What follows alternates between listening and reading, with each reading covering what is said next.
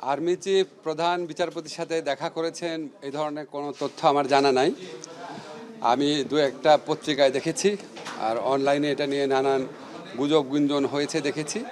এসব গুজব গুঞ্জন নিয়ে বিচলিত হওয়ার মতো কিছু নাই, এটা হচ্ছে আমার বক্তব্য।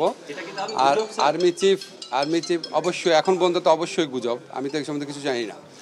আর আর্মি চিফ আপনার আমাদের প্রধান উপদেষ্টার সাথে মাঝে মাঝেই দেখা করেন, রাষ্ট্রপতির সাথেও আগে দেখা করেছেন।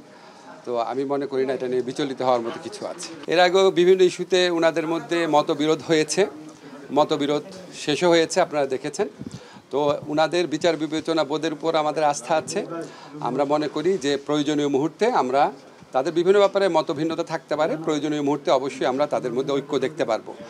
আর আমরা সরকারের পক্ষ থেকে ফেব্রুয়ারিতে নির্বাচন করার ব্যাপারে দৃঢ় প্রতিজ্ঞ।